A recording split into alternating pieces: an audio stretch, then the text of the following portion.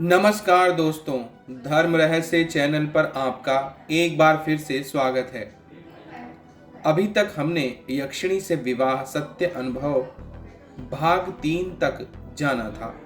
अब आगे के भाग के विषय में इस पत्र के माध्यम से जानते हैं। नमस्कार गुरुजी, सबसे पहले दर्शकों से माफ़ी चाहूँगा कि मुझे पत्र भेजने में थोड़ी देर हो गई। तो पिछली बार मैंने आपको बताया था कि वह लाल साड़ी पहने स्त्री उस तांत्रिक के घर के बाहर थी। आखिर वह कौन थी? अब तांत्रिक ने जब उसके पास वह पहुंचा तो देखा कि यह तो वही स्त्री है जो कि उस घर में रहती है और पूरे गांव में सबसे ज्यादा सुंदर औरत समझी जाती है। लेकिन यह यहाँ पर क्या कर रही है और साधना के दौरान इस प्रकार से भ्रमित करने के लिए क्यों आई है? इसलिए सीधे तांत्रिक महोदय ने कहा, तुम्हें लोक लज्जा नहीं है, तुम नई नवेली वधू हो और इस प्रकार रात्रि को मेरे घर में आने का क्या तात्पर्य है? तब उसने कहा, आप जो कर रहे हैं उसे तुरंत रोक दीजिए। आप जो रहस्य पता करना चाहते हैं उससे मुझे काफी परेशानी हो सकती है और अगर मुझे परेशानी हुई तो फिर आप भी इससे नहीं बच पाएंगे। यह सुनकर तांत्रिक महोदय कहने लगे, तू होती कौन है मुझे इस प्रकार समझाने वाली? मैं उस कुएं का रहस्य पता कर रहा था। वह कुआं जिसमें मैंने एक स्त्री को देखा था, मैं उसके बारे में ही पता करने के लिए यहाँ पर बैठा हुआ हूँ। लेकिन अगर इस प्रकार से तू मुझे भ्रमित करेगी तो मैं अपना कार्य सिद्ध नहीं कर पाऊंगा। अब प्रश्न यह था कि तांत्रिक आगे क्या करता? तांत्रिक कुछ शक कर रहा था, इसलिए उसने तुरंत ही अपने हाथ में लाल सिंदूर जो ले रखा था वह उस स्त्री के ऊपर फेंका और तभी अचरज भरे नजरों से उसने देखा सामने की स्त्री बदल चुकी थी। उसके हाथ में एक खड्ग था। वह खड्ग लिए हुए एक शक्तिशाली देवी जैसी लगती थी। अपने वास्तविक रूप में आकर वह जोर जोर से हंसने लगी और कहने लगी, वाह तांत्रिक महोदय, तूने तो आखिर मुझे अपने वास्तविक रूप में ला दिया। देख ले, यही मेरा वास्तविक रूप है और मुझे कुछ भी करने की सामर्थ्य प्राप्त है। अगर मैं चाहूं तो अभी इसी क्षण तेरा बलिदान देवी पर चढ़ाकर और अधिक सिद्धियां प्राप्त कर सकती हूं, पर मैं ऐसा नहीं करूंगी क्योंकि मैं बुरी नहीं हूं। तब तांत्रिक ने कहा, देवी आप जो भी हो, लेकिन आपके यहाँ आने का कारण क्या है और इस प्रकार किसी परिवार की बहू बनने का मूल कारण क्या है, इसके विषय में मुझे बताइए, क्योंकि आपके बताए बगैर मुझे इस बारे में कोई भी जानकारी कहीं से प्राप्त नहीं हो सकेगी। आप कृपया मुझ पर कृपा कीजिए। मैं चाहता हूं कि आप मुझे बताएं कि किस प्रकार से आप इस मानव के जीवन में आ चुकी हैं और आपका परिचय क्या है। तब उस स्त्री ने हंसते हुए कहा, अच्छा चल ठीक है, अब मैं तुझे वास्तविकता बताती हूं। जिस पुरुष के साथ मेरा विवाह हुआ है, असल में वह मेरा पति रह चुका है। पूर्व जन्म में उसने मेरी आराधना की थी और पत्नी रूप में मुझे सिद्ध किया था। इस सिद्धि के बाद मैं उसके साथ रहने लगी और जब उसकी मृत्यु हुई तब से मैं इंतजार कर रही थी कि कब इसका पूर्व जन्म होगा। और आखिरकार 400 वर्ष बाद इसने फिर से पृथ्वी पर जन्म लिया और मैं भी अपने यक्षलोक से यहां आ गई।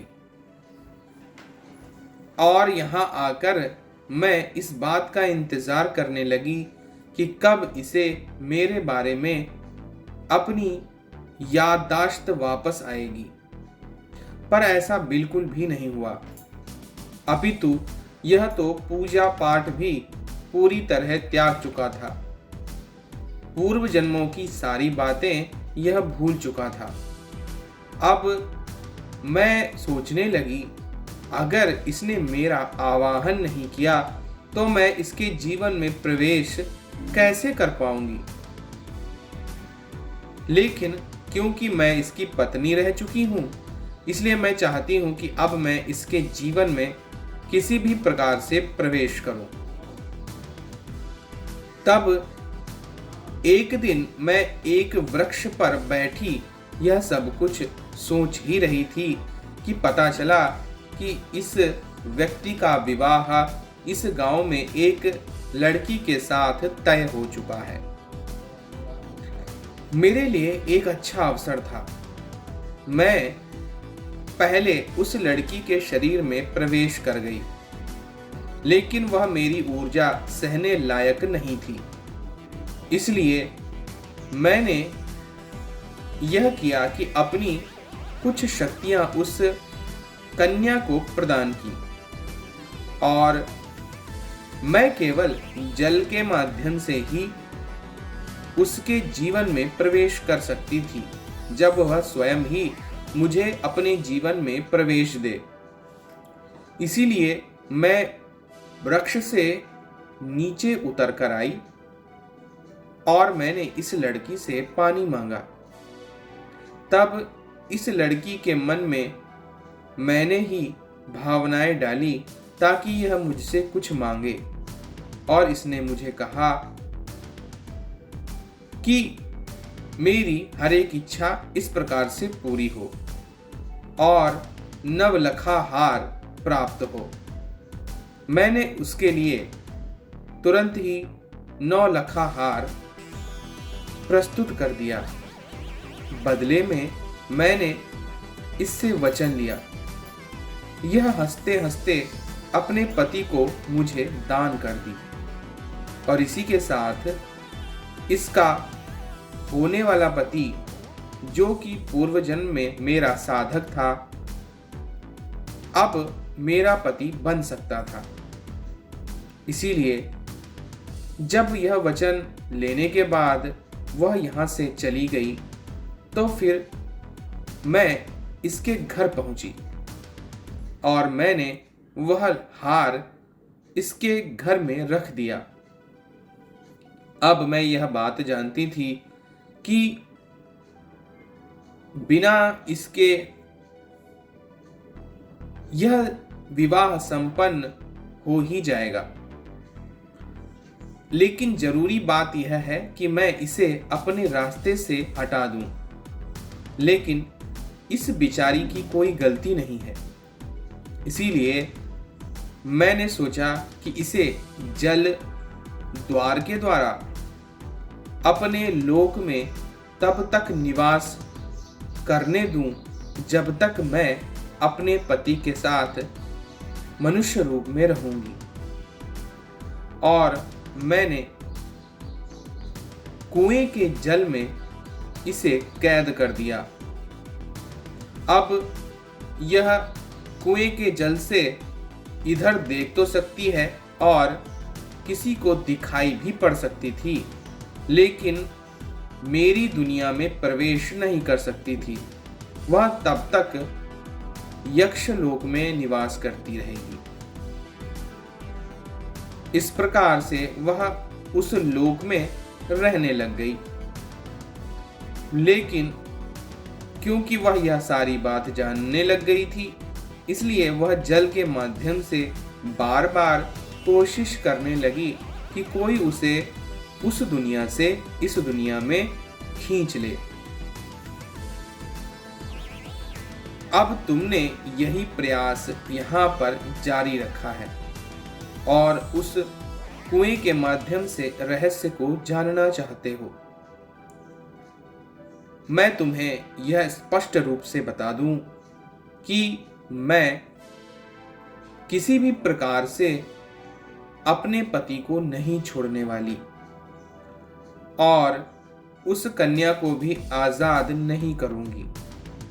उसे वहां कोई समस्या नहीं है और जब तक मैं मानव रूप में अपने पति के साथ विद्यमान रहूंगी, तब तक वह कन्या भी यक्षलोक में रहकर आनंदित जीवन व्यतीत करेगी।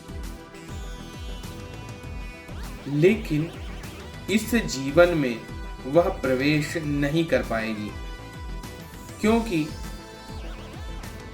इसके पति पर वास्तविक रूप में मेरा ही अधिकार है। उस कन्या को अपने लोक में भेजकर मैंने उसकी जगह स्वयं वधू का रूप धारण कर लिया और आ गई इनके घर, जहां सासू मां के माध्यम से मैंने प्रवेश किया और आज मैं इस घर की बहू हूं। मैं तुमसे एक बात स्पष्ट रूप से कह देना चाहती हूं, इस सत्य को कहीं उजागर मत करना और मेरे रास्ते में कभी मत आना, क्योंकि मैं जितनी सौम्य हूं उतनी ही ज्यादा उग्र हूं। यह खड्ग मैंने यूं ही नहीं धारण कर रखा है। मैं देवी मां काली के साथ कई बार राक्षसों के संहार के लिए युद्ध में भी सम्मिलित हुई थी, इसलिए किसी का भी वध करना मेरे लिए एक छोटी सी बात है, किंतु अपने पति से दूर रहना मेरे लिए संभव नहीं है। और यही कारण है कि मैं अब इस जन्म में अपने पति को प्राप्त करने के लिए पूर्व जन्म की यात्रा भी तोड़कर इस जन्म में आ चुकी हूं। तो यही मेरी कथा है। अब तांत्रिक महोदय यह सब सुनकर आश्चर्य में पड़ जाते हैं। उन्हें तो कुछ समझ में ही नहीं आ रहा था। आखिर कोई कैसे मनुष्य बन सकता है, किंतु वह तो सामने सब कुछ साक्षात होते हुए देख रहे थे। तांत्रिक महोदय ने एक निर्णय ले लिया था। आखिर तांत्रिक महोदय ने क्या किया, जानेंगे हम लोग अगले भाग में। तो अगर आपको जानकारी और कहानी पसंद आ रही है तो लाइक करें, शेयर करें, सब्सक्राइब करें। आपका दिन मंगलमय हो। धन्यवाद।